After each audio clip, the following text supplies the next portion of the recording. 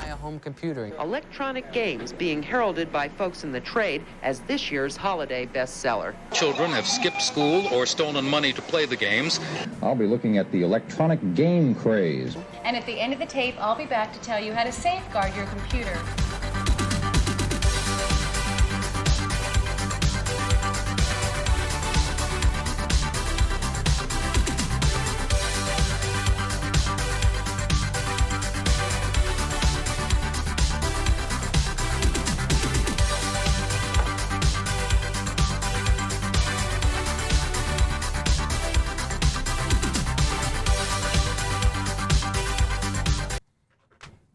Hello! That transition failed. There was no transition there. Hello, and welcome to Streamer News. I'm Epos Vox. Everything seems to be working. I hope. We have completely transferred this entire set to, this entire stream to a new set. And I've got all sorts of things going. We've got side cam with the stuff. We've got overhead cam. We've got back security cam.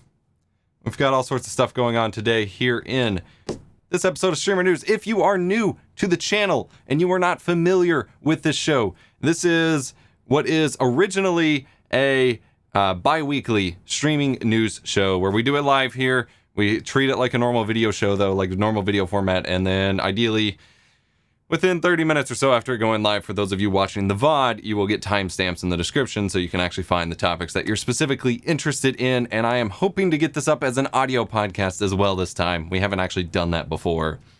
Welcome to the show. Welcome to my retro room. Hopefully we're going to be getting it back and going again. It has been exactly 3 months to the day since the end of season 1, which was done the week before my baby was born. And then I have not been able to keep up and actually get this show going again. So we've got a lot of topics here today, talking about 8K and 12K cameras.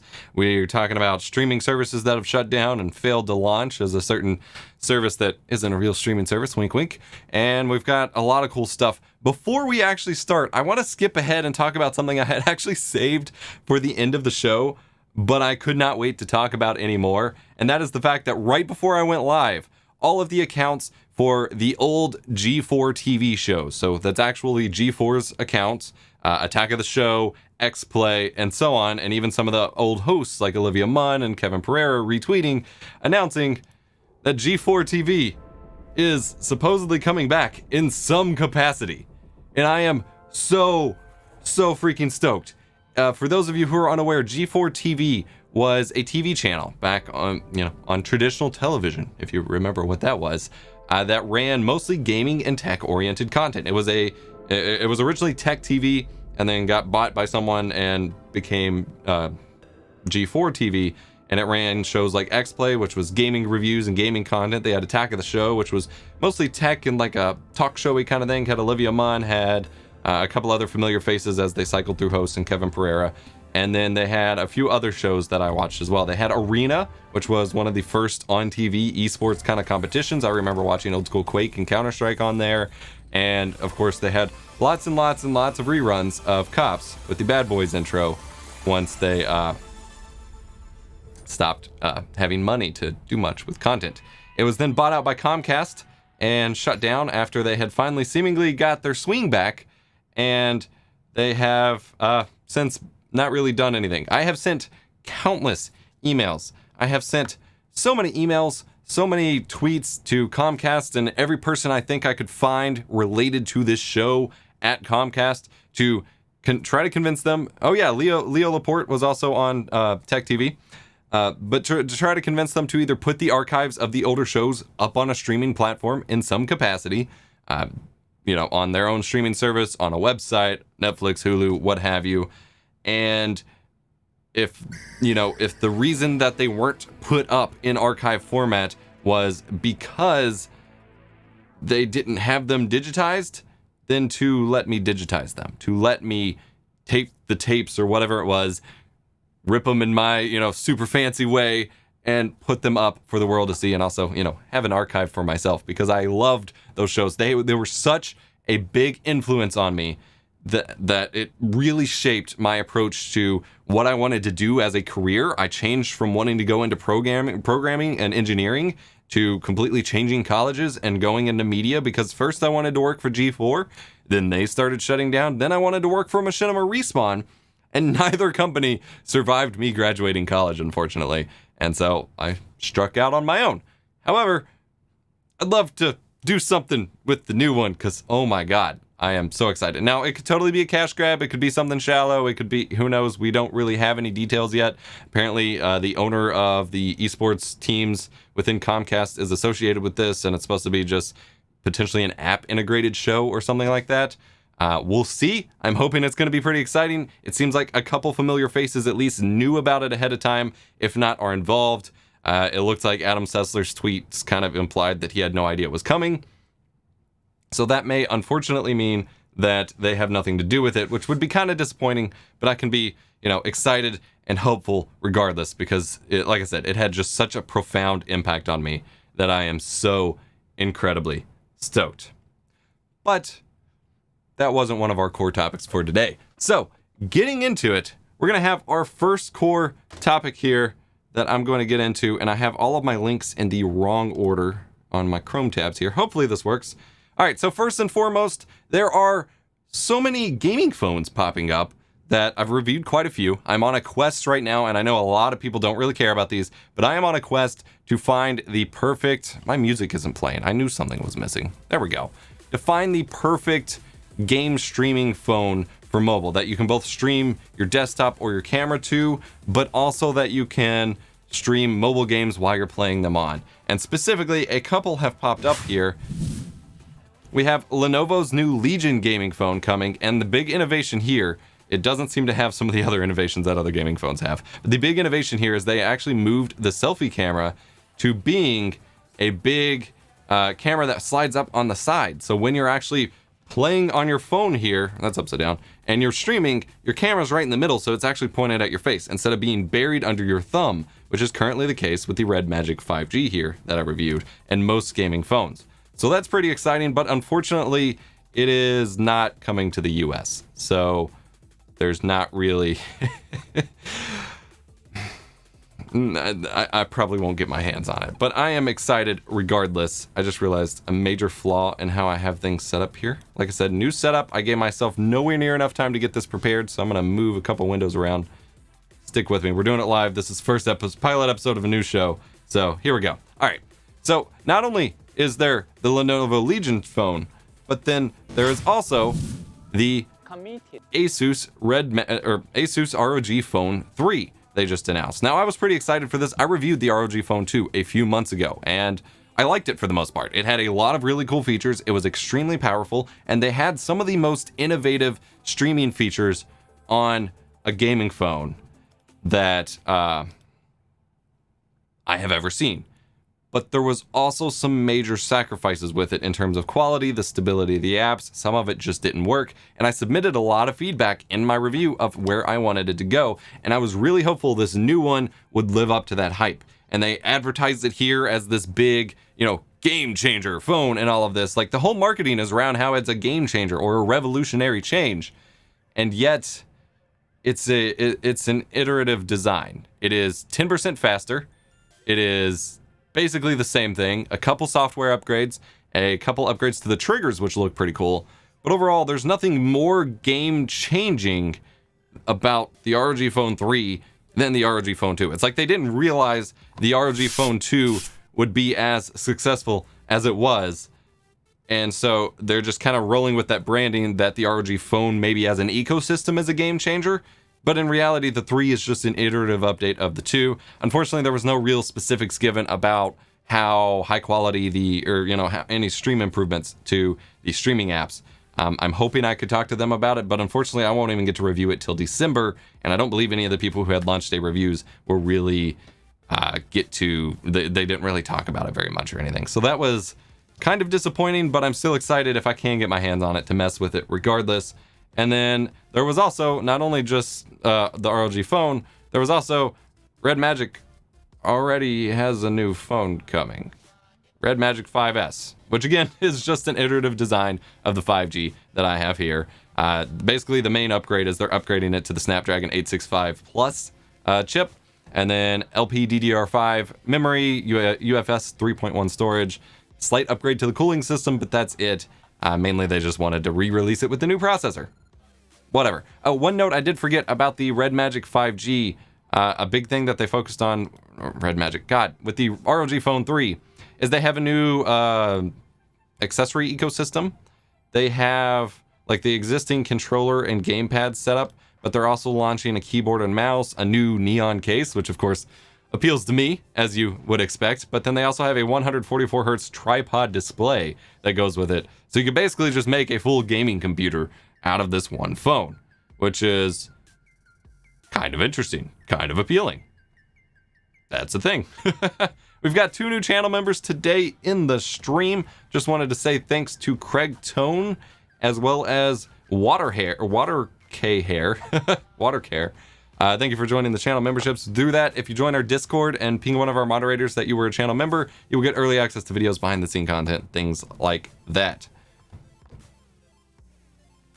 Next up, of course, yesterday was Mixer's last day. I went ahead and got some screen capture footage while I was going. I wanted to, cover it and make sure I had memories to recover of screenshots of what was going on with it and things like that. And of course, over the last couple days of Mixer being online, they plastered it with advertisements for Facebook gaming and things like that. And pretty much all of the streams on it on the homepage were pointing everybody to Twitch. They're like, hey, go follow me on Twitch. Like, it was just banners upon banners of everyone advertising freaking Twitch, which is hilarious. It's sad to see it go. It was definitely, an end of an era. Thank you for joining channel membership, David Sanchez. F's in chat for Mixer. Just press F on your keyboard right now, whether you're on your phone or computer. Just F's in chat. I do think we're going to see some changes in the live streaming service market. Not immediately. I don't think we're going to see immediate ramifications. I think Twitch is going to feel a little comfortable for a while. Facebook's going to reassess how this really went, because honestly, I don't know how many streamers or viewers went over to Facebook from Mixer, especially given that literally the entirety, even Mixer's own featured creators, were all advertising Twitch pages. But I do think seeing that happen, seeing the things that they did wrong and they did right, we're going to see some lessons learned and hopefully some actual gains to where streaming services go and things like that as a result of this. But Twitch has a long way to go. Twitch has a long way to go, and that's actually what our next topic was supposed to be about. I swear, the Stream Deck, there we go. Tangent mode real quick here. I have OBS running as admin, which is required for it to maintain GPU priority and things like that. I covered that last year. It's important to keep it running as admin. But setting a hotkey on my Stream Deck, a system hotkey, which is required to move my image slideshow back and forth here, with OBS running as admin, it only works like half the time. So I gotta keep hitting the button in order for it to work. It's really annoying. That, and apparently there's a memory limitation that prevents me from only using 13 of my 15 slides for today. So I'll have to figure that out later.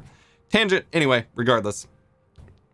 But, so, speaking of Twitch, we, of course, have basically come to an anticlimactic end of DrDisrespect getting banned from Twitch. We don't know everything yet, of course, and he hasn't fully relaunched on anything yet, but we've reached the point where he's now advertising that, marketing that he's going to be launching somewhere else.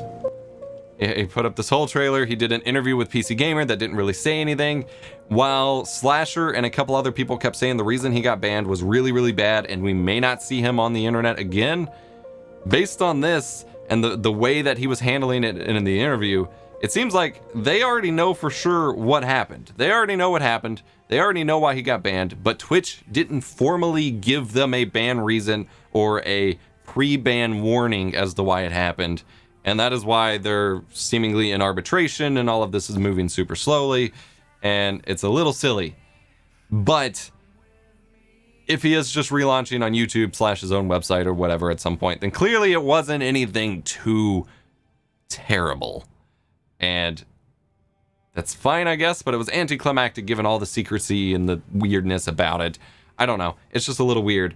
But I think this is starting to put Twitch in an awkward position. I think it's really starting to put Twitch in an awkward position where they've now lost so many big names. Shroud and Ninja both signed away to Mixer, and now they're going to YouTube seemingly. Obviously, that's not set in stone yet. They haven't locked in anything, but that seems to be the direction things are going. I would find it hard to believe that Ninja himself was actually going back to Mixer or to Twitch, given how they handled his whole departure. So you got them, you got Doc leaving, and then a few other streamers also went to YouTube and Facebook and things like that. They've kind of bled a lot of their top talent, specifically in the gaming space, and they haven't really done anything to try to make up for that. Now, there were some rumors going around that they were done with these multi-million-dollar contracts, that they weren't trying to lock people onto a streaming platform anymore, that they were just, Mixer's dead, they don't need to compete anymore. But then almost like a couple days after I was seeing those rumors, Logic, the rapper, or former rapper as of his latest album, just signed a 7-figure streaming deal with Twitch. He's streaming exclusively on Twitch and is going to do game streaming. And they signed it. Now, obviously, this might be one of those edge case scenarios where they were like, okay, we're done with that, but we have to take advantage of this particular opportunity, so we're still going to do it anyway. But clearly, it's still on the table for someone to get a contract this way. And so I really think Twitch needs to figure out what they're doing, and they're going to have to start going lax on exclusivity. That's been a big topic recently. I don't want to spend too much time on it here, but it's not making a lot of sense for individual creators to have exclusivity to a specific platform in terms of the ability to stream. At least if you're getting paid 7 figures, absolutely, of course. But if you are getting, you're just a partner or an affiliate and you're trying to grow your brand and establish a brand and not being paid millions of dollars, you should be able to do your stuff wherever you want to do it. And that's what a lot of streamers are feeling at the moment. And Twitch has refused to budge on that. And that was a big appeal of Mixer, and I think that's one of the things they're going to have to start changing on. Interestingly enough, in a direction that no one probably wanted them to change on, they've introduced sports as a standalone category, which means we're probably going to be seeing more streaming on Twitch from sports networks, soccer, tennis, things like that, potentially even the NBA, which is pretty cool. But Twitch's focus is still going away from gaming a little bit, which is bothering some people. It's good for the platform. It could be good for, rising tide raises all boats and more ad revenue and more legitimacy to the platform, but does continue to raise more questions. And then we've got some updates to the clip manager, which would have been useful because this is another change that Twitch needs to make. This would have been useful before all the DMCA stuff happened. You can now individually download specific groups of clips, all of your clips, things like that, or delete them all with one click. If you missed the news, there were some massive DMCA strikes applied to both Twitter and Twitch YouTube content creators, specifically on clips, because VODs would automatically get muted. And specifically, I believe it was Universal was just heavily going after Twitch channels and taking them down. And to me, while yes, obviously creators got caught in the crossfire and things like that, I really believe that this was a warning shot to Twitch. Many advertisers and the MPAA and different places have made these warning shots to YouTube, and YouTube immediately turned it around and got new features set out. And had this happened to YouTube, Susan Wojcicki would have already had a blog by the end of the day stating 5 things they were going to do to make it better, and by the end of the month, we would have already had new features. That's how we got the Content ID system. That's how we got their live Content ID system. If you don't know, when you live stream on YouTube, you can get your entire YouTube channel taken down based on Content ID claims. That's not necessarily a good thing for creators, but it has saved creators from DMCA strikes as well as live streams, lawsuits, because the system is in the place to protect the creators. Twitch's initial response to the whole DMCA thing was nothing. They were like, hey, you shouldn't have used music, dummy. We didn't enforce our rules before, but we are now, so good luck out there. And that's it. And they've remained completely quiet on the subject ever since. Now, they've implemented this feature for you to delete clips, but nothing on the Content ID side to protect streamers. Because if Twitch had features to detect this music and enforce the rules on a live basis, which is what needs to be done in the first place, then the music companies wouldn't have felt compelled to take down the clips. It would have been like, all right, the platform itself is doing their best job. We don't need to go after the individuals. Twitch didn't do that. They are not protecting their streamers, and it is costing a lot of people a lot of clips, and I don't know how many channels got taken down or whatever, but that was a thing. And a little bit of just real quick weird Twitch news. The military, the US Army, has had a Twitch streaming thing going on for a while now. It's been kind of weird. I've seen some articles about the US military using game streaming to recruit teens to the Army. Well, they have stopped streaming because they started mass banning people both on Discord and Twitch, and some have started complaining that it is violating their First Amendment and also censoring them. This is all just a big mess, and the Army and Navy is getting owned, like completely owned, just destroyed here for trying to appeal to the hashtag gamer market. What's up, fellow gamers? And it's definitely biting them in the butts. But I will say, from like a realistic point of view, this isn't censorship. This isn't a violation of your free speech. You can be banned on a website and not be censored. That's not how the rules were meant to be. That's not how they are. That's not how the laws work. That's not what they were ever intended for, and that's not what they will be intended for. So those complaints aren't legit, but the fact that the Army and the Navy are getting so just like whooped basically by a bunch of gamers who just don't like that they're trying to ooh-woo their way into their lives, it's freaking hilarious. I'm going to catch up on chat. We're going to cut to a quick commercial break here. Let me get a drink of water. It's getting pretty toasty here in the studio, and we'll chat a little bit more in just a moment.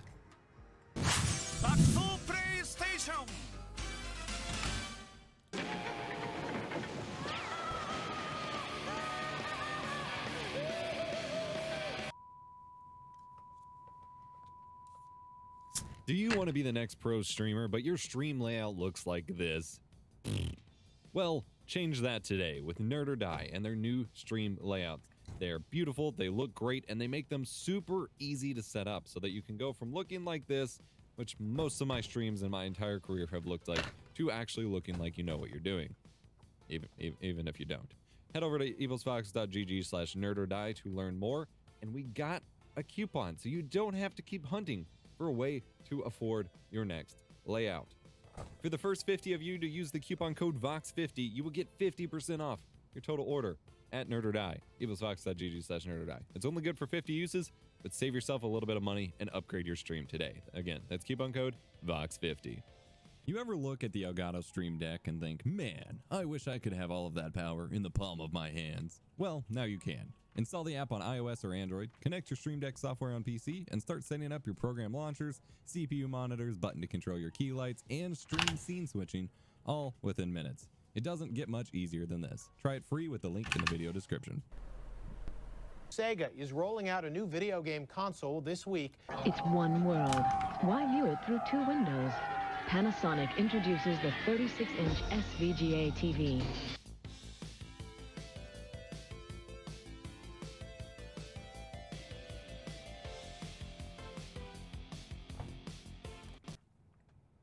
I really need to get a better transition there.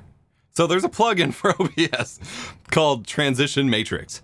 I apparently don't have it installed on this machine, so I wasn't able to set up the routing before the stream went live, but we'll have it for episode 2. Anyway, thank you for hanging out with us. If you are, again, new to the show, this won't be in the audio-only section.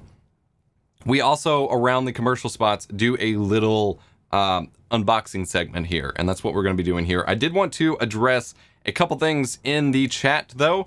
Excuse me. A couple people kept asking, volume up. Were the ads too quiet? I can still hear you typing. Yeah. I don't have an easy mic mute button. It's fine.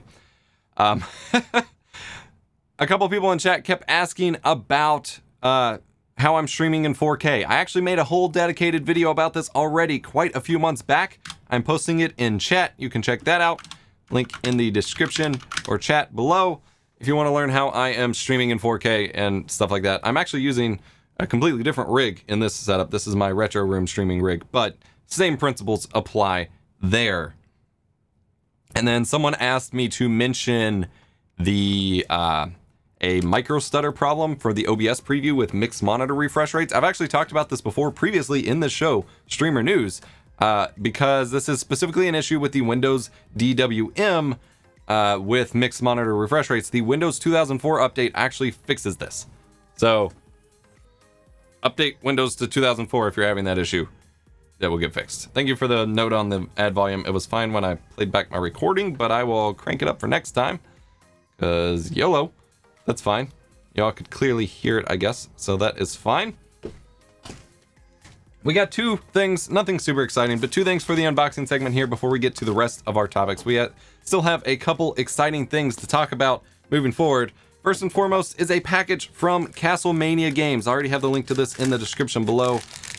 That's a great website for buying retro gaming things, as you guys know and can hopefully tell based on my surroundings. Retro gaming is an important part of my life and the things I like talking about. And they sell a lot of cool stuff for it. Specifically, what I have here is a component cable from HD Retrovision, who make the highest quality component cables you're going to find or get for retro game systems. They specifically fine-tune them for the voltages required for specific systems, and they are going to beat out, even in some cases, the first-party cables that you could buy from the companies themselves. They beat out even the monster cables, things like that.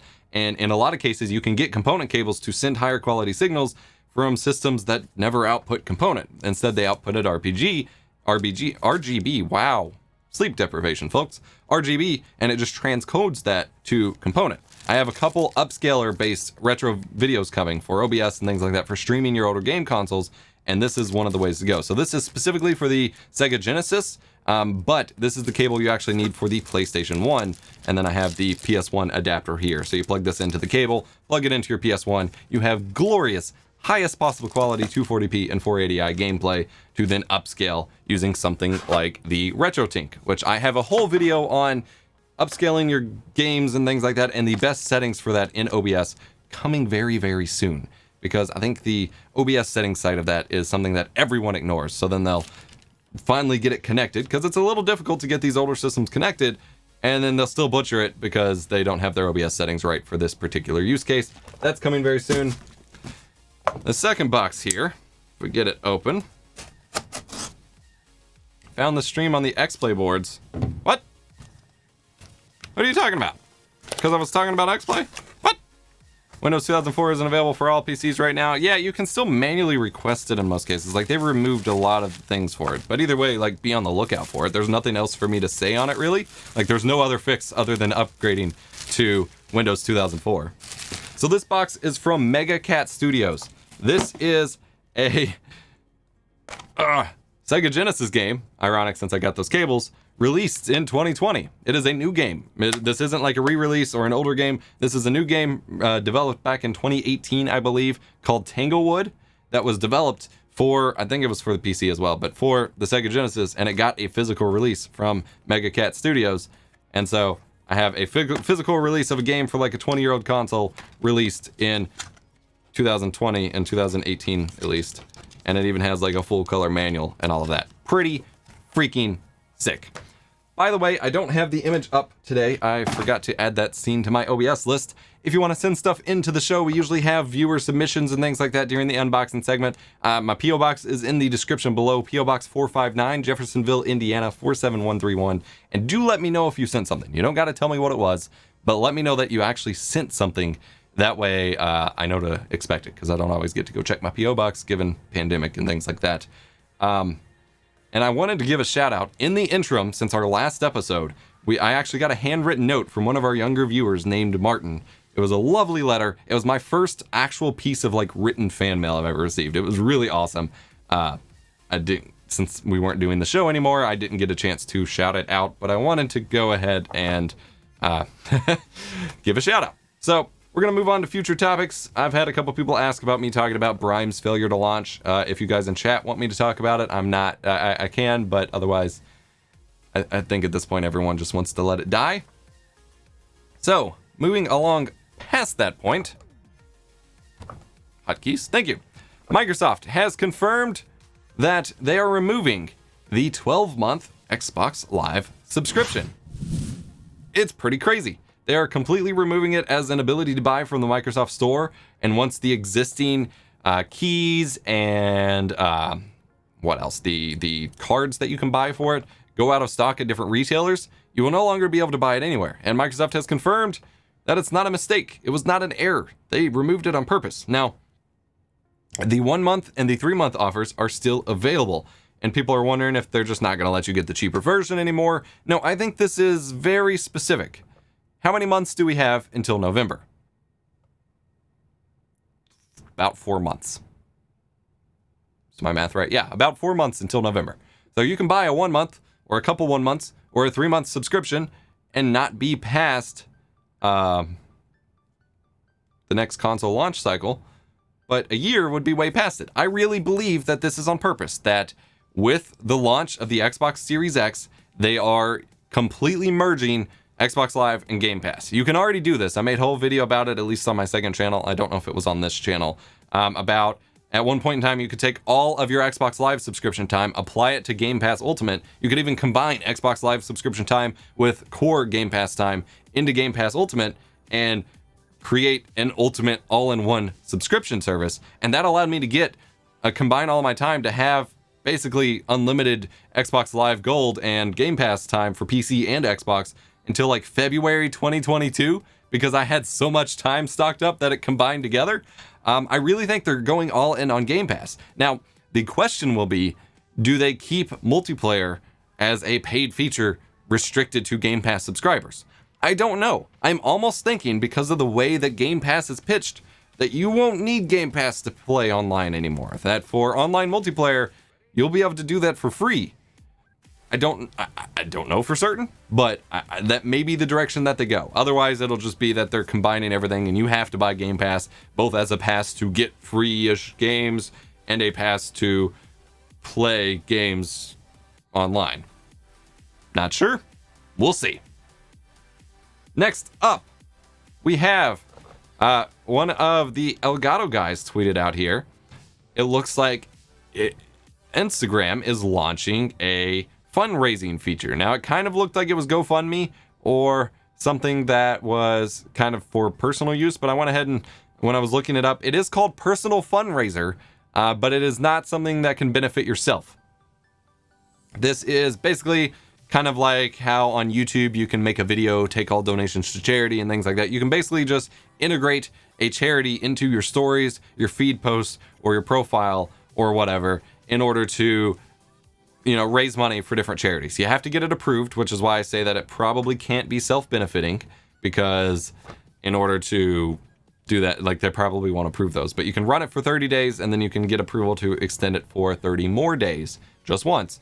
And then you would have to change fundraisers and things like that. But this will all run through Facebook Pay, which also operates Instagram's new shopping features. And a lot of people have been complaining that at least on Android, their activity button is being replaced with a shop button because they've introduced a new shop, which allows you to buy goods and merch and things like that from your favorite brands and creators. I don't understand why they would replace the activity button. That is the button where you see who's liked your post, commented on your post, things like that. Replacing that doesn't make any sense. Like, as a creator on Instagram, which, by the way, you should go follow me on Instagram, instagram.com/eposvox. Please go follow me. I would be incredibly frustrated if I lost the button that tells me who's interacting with my posts. But it's also not entirely sure whether there's any revenue share with creators whose posts have the shop, because like individual posts can also have the little shop tag and you go buy stuff. It's unclear whether there's a revenue share with those creators or if it's just there, like it's just running through Facebook and the buyer, or the seller. It's not entirely clear. It's kind of frustrating, but it's kind of interesting to see these new features pop up. We had to talk about the chairs. We are talking about the chairs next.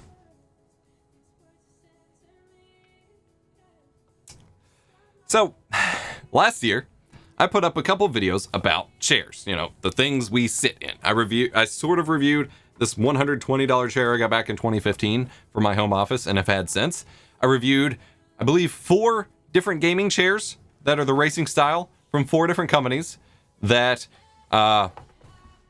ended up causing me neck and back pain. Pointed out the problems with those kinds of chairs and why I've continued to preach against them for my entire life. And then I reviewed an actual ergonomic mesh chair, which was my autonomous ergo chair 2, which is still sitting downstairs in my office. It's wonderful. Well, after I made those videos being like, yo, gaming chair companies, it's time to kick it into gear and make an actual high quality chair, Logitech started teasing that they were working with Herman Miller to make a high quality chair for gamers. Imagine that. Obviously, I didn't give them the idea, but yeah. And it was about 6 months of waiting and all of these teases, and they started releasing it today. They put out the little teaser about it coming, and then they announced it, and here's the page for it. And you can see right away, $1,495. That is a $1,500 chair. Now, to be clear, the problem here inherently is not the price. That is a Herman Miller M-Body, which actually, if we go on their website right now, can we find the normal M-Body? Wow, this is a totally separate gaming section they have, despite the fact that they only have one gaming chair. Herman Miller M-Body. Like, the M-Body is basically their Ferrari of chairs. It is their top dog chair that you want, and it will last you forever. People keep these chairs for like 20 years. There's a whole market of buying and selling this chair used, and it lasts forever, and it is about the same price. And it has a 12-year warranty. None of these other chairs are ever going to have a 12-year warranty. This chair will treat your body right and last you forever. And even in those original videos where I was reviewing chairs, I 100% believe you should be spending an insane amount of money on a chair. Like, we're talking about saving up for a few months or even a year to get a really high quality chair.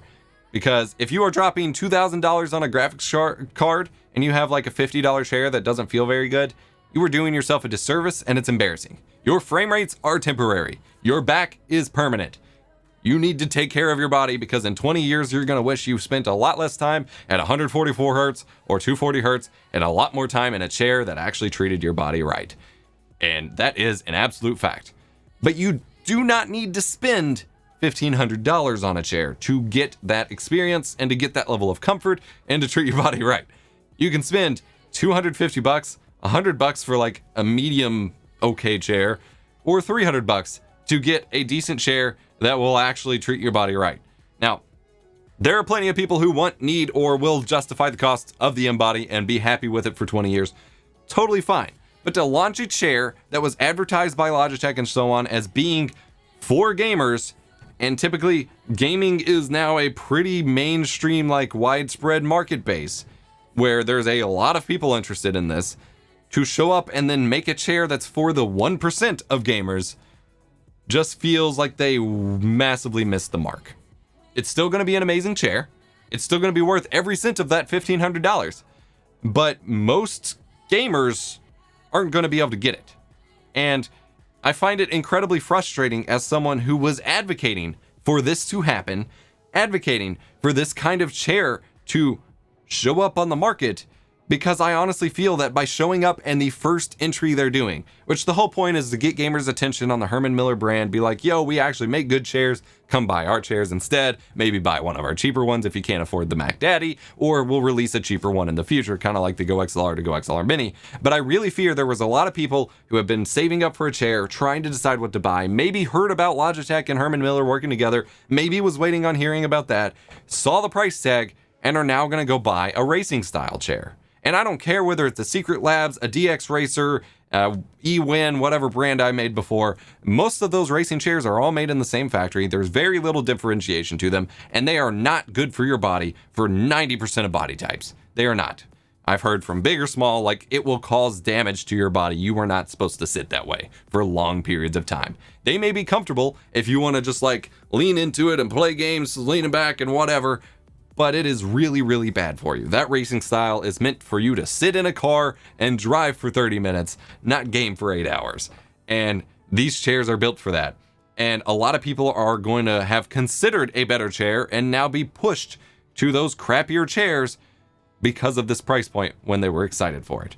And that is, I think, what upsets me, because a lot of people have been questioning, like, why, let people enjoy things, why bother, whatever. And if you buy it and you're happy with it 100%, from reputation alone, I believe that chair is worth every cent of those $1,500 if you can afford it. At one point in my life, I will pay $1,500 for that chair and be happy for the next 20 years. But there are plenty of people who will not ever be at that point, or who aren't at that point. And that's most of the gaming market, which, by the way, if you look at the Steam, statistics of hardware surveys and things like that, most gamers are on 1080p 60 displays with GTX 1060 graphics cards. They're not running dual 2080 Ti's, triple ultra-wide displays, and all this other stuff that can buy this chair. It's going to be like 5 of the top streamers promoting it, and a couple of r/battle stations people buying it, and the rest of us gamers are like, where are the other good chairs? Now, I will continue to push the messaging. Don't wait on a gaming chair. You don't need a big flashy logo behind your head to have a chair in your stream set. It's stupid. It's tacky. It looks dumb. It's bad for your back. Just go buy an actual ergonomic mesh chair in the first place, and you'll be good to go. Ergo chair. Actually, Respawn products are launching a gaming chair. It's mesh. It looks like a couple that I've tried before that look really comfortable and really good for you. $300. Save up $300. You have a chair that will last you probably 10 years, if not longer, and be really good for your body. I don't have it yet. I'm actually supposed to be reviewing it once it comes out, so I am excited, but that is a chair that will last you a long time. This chair I'm using right now, it is an Alera Illusion from Amazon. They don't really sell them very often anymore. This was $120 on Amazon when I bought it. It has lasted me 5 years and is still fine. The seat is still just as comfy as it was on day one, probably more so because I've broken it in. The mesh still holds up. My cats have kind of torn up the arm pads a little bit, but otherwise, it is totally fine. 5 years for a $120 chair. My autonomous ergo chair 2 will last just as long, if not longer. So it may not be a 20-year life, but the upfront investment, if you don't have that kind of money, because that's more than my first car was for a $1,500 chair all at once, versus, say, over 20 years, if they all last at least 5 years, $300, $600, $1,200 over the next 20 years, split up into increments, is a lot easier to swallow for a lot of people. Again, if you like this chair, if you want it, if you want to aspire to it, the Embody will be wonderful. It will be the best chair you ever own or sit in, most likely, and you can customize it to all of your liking and all of that, and it's really cool. But you don't need to pay $1,500 for it. Also, keep an eye on the Respawn chair as well. So, Discord has also released an update here that you can simultaneously screen share and video chat at the same time in DMs and server video calls. So that's pretty cool. Also, hello? I skipped a topic. Also, sorry, like I said, this hotkey thing with the slideshows is driving me nuts. Nikon has actually released well, not yet. They have announced that they're releasing a webcam utility. Finally, people have been asking for a Nikon webcam utility forever after I've made videos about the Canon webcam utility, the Panasonic one, the Fuji one. Keep in mind, though, while Nikon is quoted as saying it will provide you with incredible sharpness, clarity, and flattering depth of field, it is most likely still operating from the tethering preview that all of these other camera apps are using, which means it will be a little bit low res and limited on frame rates because it is designed just for an image preview and not for a live stream video feed. So keep that in mind. Lastly, on the little topics here, Sony is finally adding two-factor authentication to its apps. Given that it took them 10 years to let you change your screen name, I'm not surprised it took this long. I'm just disappointed. There you have it. So, a big topic for today, that's all I really had to say onto that. I wanted to talk about the 8K and 12K cameras from Canon and Blackmagic, respectively. If you were unaware, I gotta catch up on my Chrome tabs here because I am completely out of sync. If you aren't aware, Canon recently released their EOS R5 camera, which is about $4,000. It's full frame, shoots 8K raw video.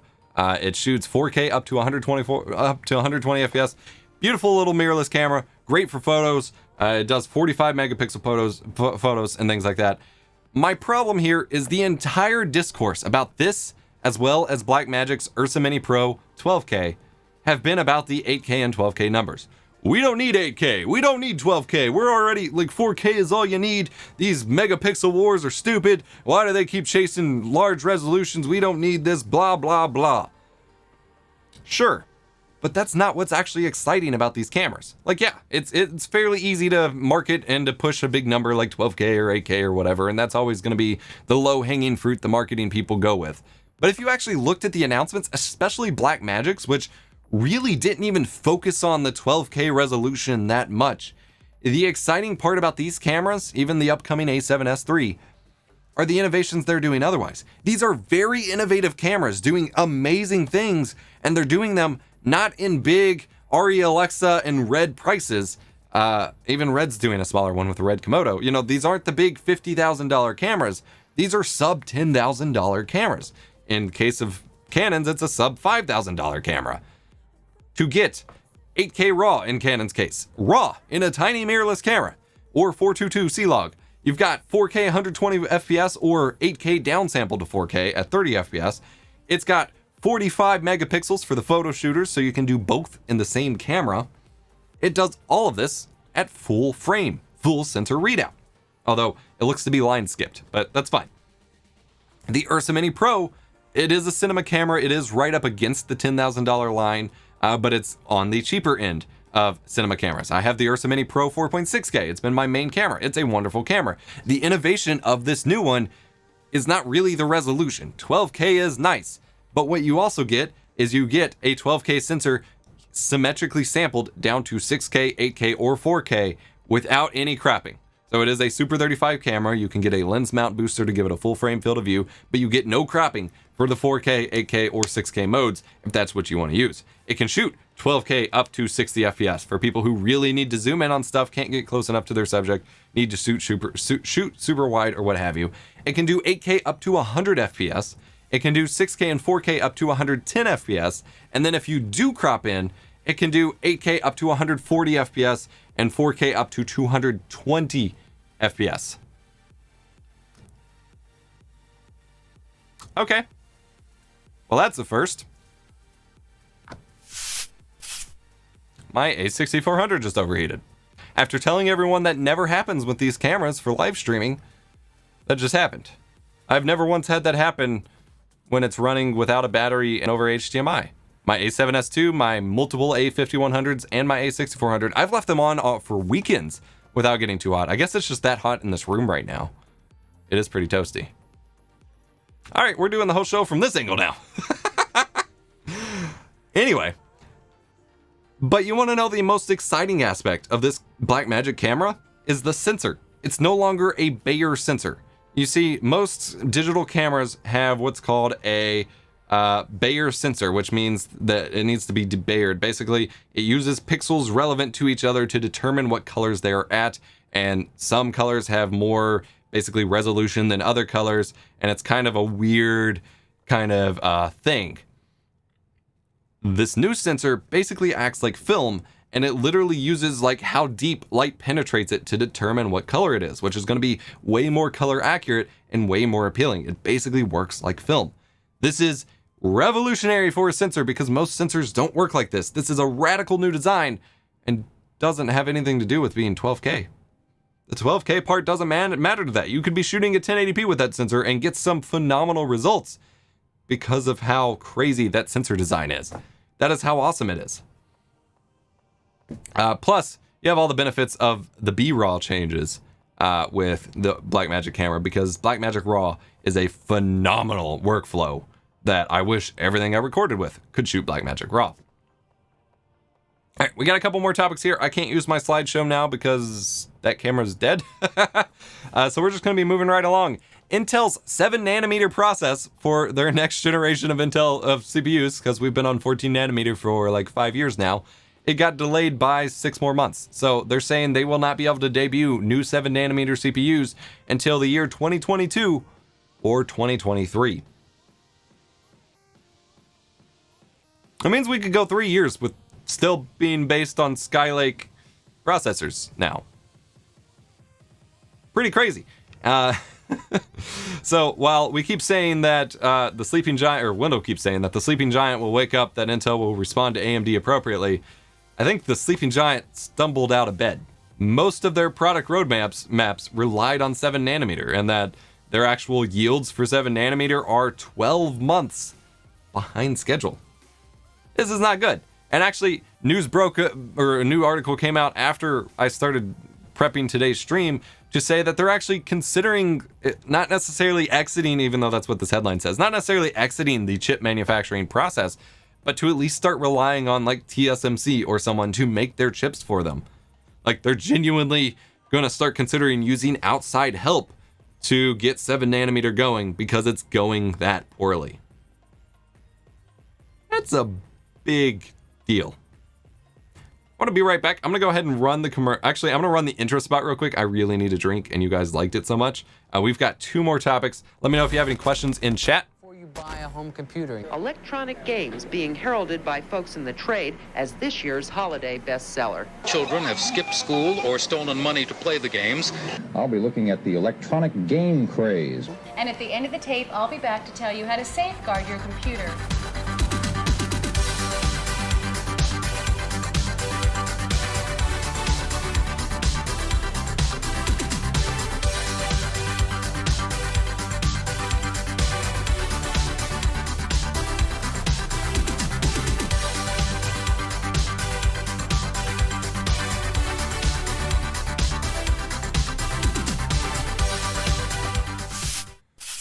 Okay, we back.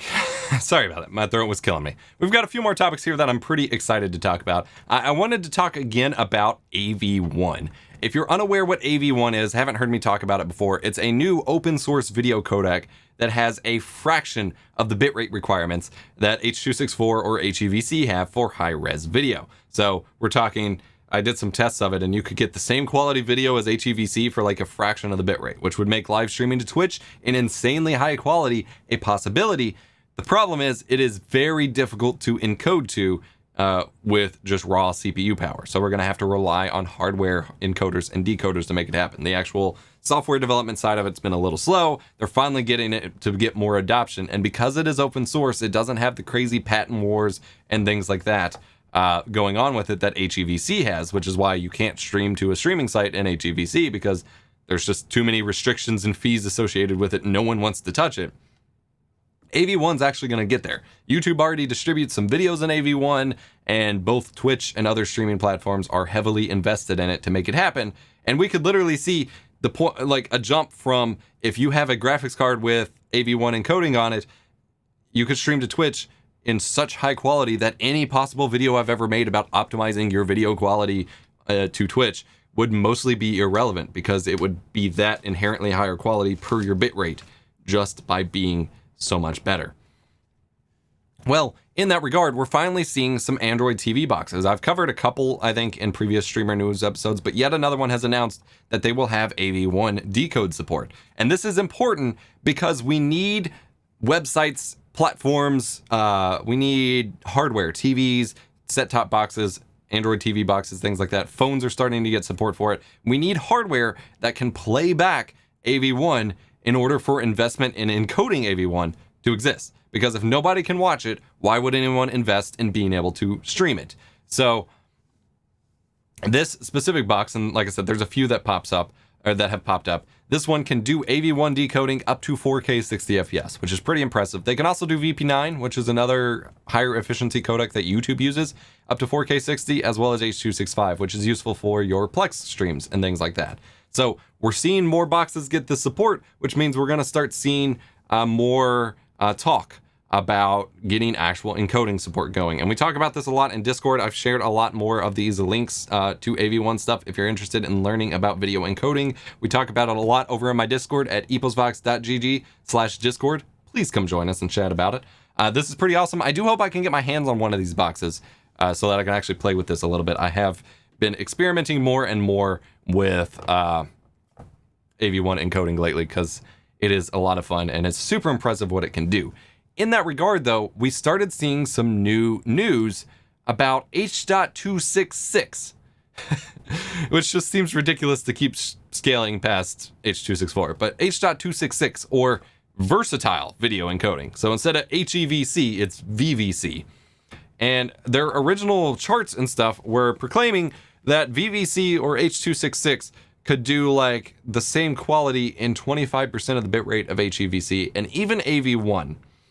I'm not even going to show the graphs. They're not in this specific article I'm showing. I'm not even going to show them because I think those initial graphs are kind of BS. The same thing happened with HEVC. They showed some graphs saying how much of an improvement it was over H.264. That wound up not being the case. The problem here is that these specific codecs, the H.264/H.265/H.266 codecs, are a kind of proprietary codec system where they are profit driven. So they need to find cherry pick tests or use cases where they are that significantly better because it will drive profits for them because they make money from it. Now, this particular article says that they were told that it's not supposed to have the same patent or licensing issues that H.265 had so that it can get more adoption. But I have seen other articles already that have said that no, it does have the same patent issues. So it will probably be dead on arrival, just like HEVC is. My money, not my actual money. I guess I shouldn't have said that after saying profit, but like my bets are on AV1. Like I think you should be looking at AV1 and in the short term VP9 for your video encoding needs.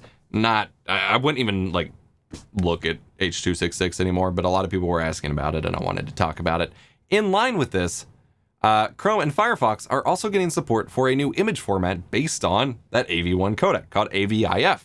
VLC, a few image editors and stuff are all getting support for it, and now Chrome and Firefox has it, which is pretty exciting because that could mean that websites that rely on images could then rely on much lower bandwidth images, assuming they get enough adoption and can feel like they can have a system that swaps it out so that if you have an older device that doesn't support it, you can still get the older version of the site, because that's the issue with new media formats is if you just fully like throw yourself at a new format, then you cut off legacy support, which is very important to me, IMO.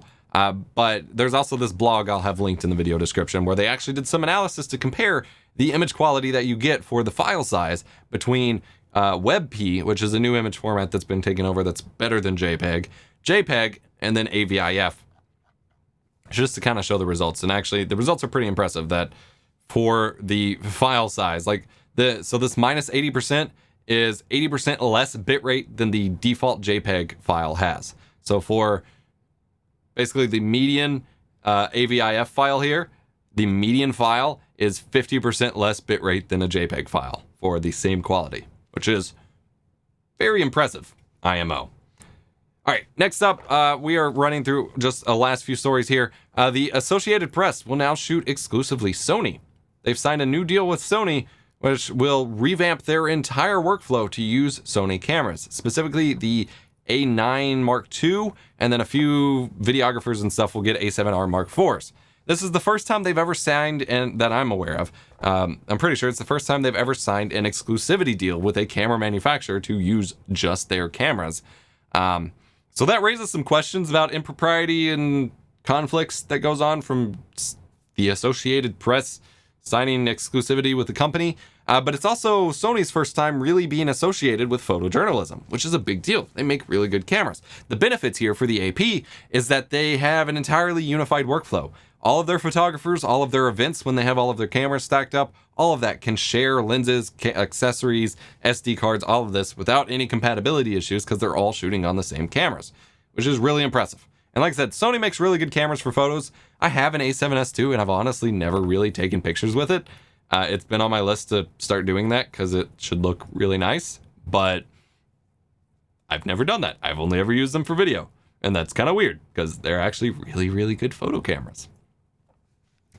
One funny story here I wanted to talk about. We were talking about the Content ID system for live streams earlier, and I left this in here as just a funny cutting back to the earlier of the stream joke.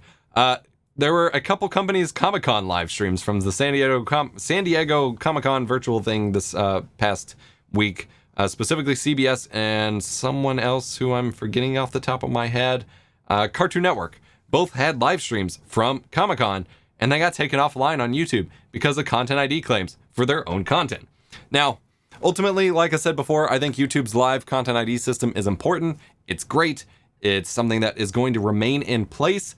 But I do think a lot of these companies and YouTube's own tools need to really work out approvals and how this works, because this is always a big embarrassment for everybody. I'm just going to leave it at that. LOL. But yeah, it's just so fun. I'm going to stream my own work. Oh, taken offline. Actually, people have asked about that with Logic streaming to Twitch. If he plays his own music, is he going to get DMCA'd or muted? Probably, because technically, as the artist, unless there's something in a contract for it, he doesn't have the right to broadcast his own music in that kind of sense. That's how that often works out, because he didn't license it. He just made it. It's weird sometimes, because technically, you know, the record label and things like that would own a lot of rights to it. He would own copyright to the original song ideas and all of that, but the record label would own some of the copyright to the actual masters and performances and things like that.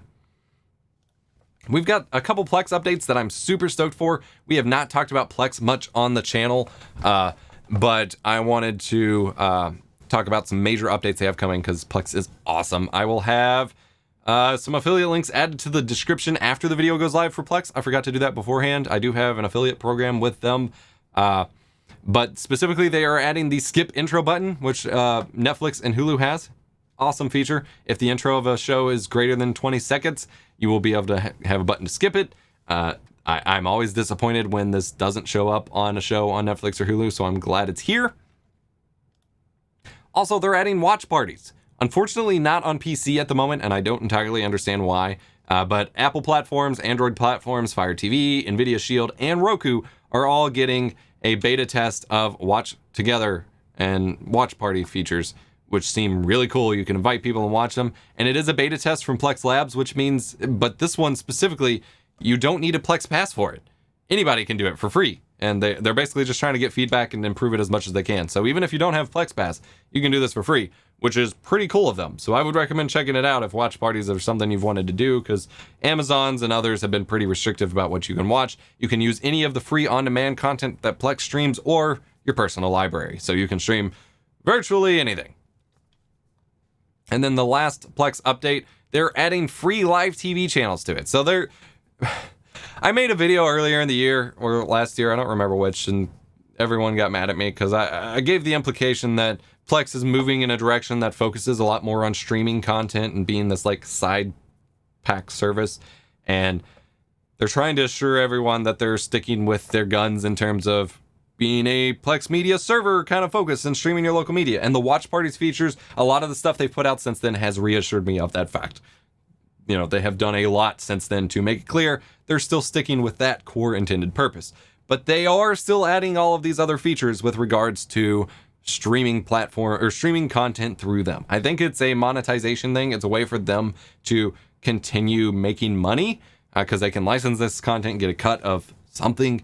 But it is extra content for you. Like, you have your whole personal library. If you have an HD home run antenna like I do, you can then record live TV. Well, now you can just stream live TV with 80 plus free TV channels in all 220 countries. So it's not just restricted to the United States or anything. And they have a lot of support coming in for kids content. So pretty cool. Like, it doesn't hurt you. It only gives you more content. I don't think you can record these live TV shows, but you can at least watch them real time, which is pretty cool. Lastly, today, if you are new here, we always end the show with what I call cool finds, which is just some extra stuff that I wanted to talk about that I found on the internet today, but didn't want to make a whole story about. First and foremost, well, we already talked about it. XPlay / Attack of the Show / G4 TV is possibly coming back. We don't really know what they're doing yet. We already talked about this at the start of the show, but like I said, I couldn't jump to it. Slasher did have a source saying that it was specifically led by the gaming president under Comcast for their esports stuff. And so they could be integrating a lot of esports things with it. Who knows? It'll obviously be based on the web. It won't be an actual TV show. The concern is whether or not it will be Comcast exclusive. We'll see. Secondly, Corsair has launched their own touch bar. This is an add-on for some of their K95 keyboards, which integrates with iCUE and allows you to show your system stats, control your lighting, and things like that. Unfortunately, it is restricted to functionality supported within iCUE, which does limit what all you can do with it versus an actual touch bar where you can load it up with pretty much anything, or just a secondary display.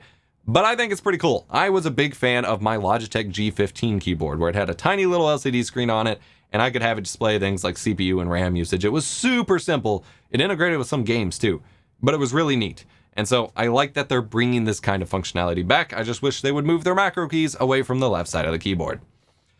Then a new network service or TV service called Vin has been teasing for a while and have just started releasing trailers that literally, it's funny because they have been advertising it as being the spiritual successor to G4. Like, this has been nonstop. They wanted to take what we loved about G4 TV and those shows and bring it back to life. They're not the first media organization or whatever to come up with that pitch, but they are seemingly going in it with some high production value. And so I'm excited to see what their shows look like. Feels a little generic, but I'm excited for it nonetheless. And it even has the Sushi Dragon in her, I think that's what he's called. Yeah, Sushi Dragon. The streamer that does the crazy dance stuff with all the insane graphics and things like that.